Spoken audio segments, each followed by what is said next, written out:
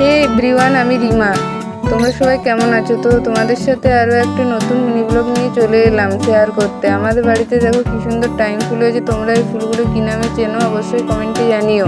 তারপর আমি স্নান করা হয়ে গেছে, পুজো দিয়ে নিচ্ছি, তারপর ঠাকুরকে ধূপ দেখিয়ে নিচ্ছি। ধূপ দেখানো হয়ে গেলে আমি তুলসী মন্দিরে চলে এলাম। তুলসী মন্দিরে আমাদের তুলসী মন্দিরের পদ্ম ফুলের ডিজাইনটা তোমাদের কেমন লাগছে বলো তো একবার।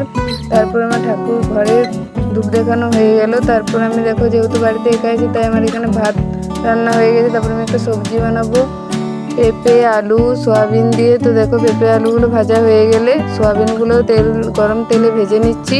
ভালো করে ভেজে নেওয়ার পর আমি তাতে গরম তেলে পেঁয়াজ কুচি দিয়ে দিলাম। পেঁয়াজ কুচিগুলো ভালো করে ভেজে নিলাম লাল লাল করে। তারপর আমি তাতে দিয়ে দিলাম মশলা, আদা রসুন বাটা, লঙ্কা গুঁড়ো, নুন, হলুদ, জিরে গুঁড়ো দিয়ে দিলাম। তারপর দেখো আমার এখানে ভাজা হয়ে গেলে মশলাটা তাতে আমি দিয়ে দিচ্ছি পেঁপে আলুগুলো ভালো করে নেড়ে নিলাম। তারপর নেড়ে নেওয়ার পর কিছুক্ষণ পর সয়াবিন দিয়ে দিলাম।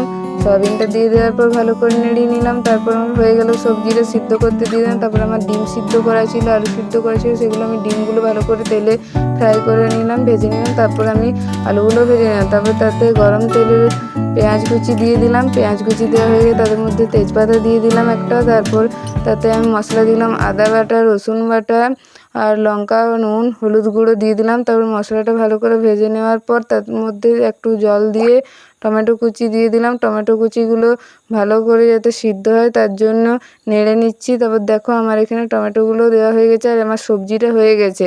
তারপর আমি তাতে জল দিয়ে দিলাম, মশলাটা ডিম আলুগুলো দিয়ে দিলাম।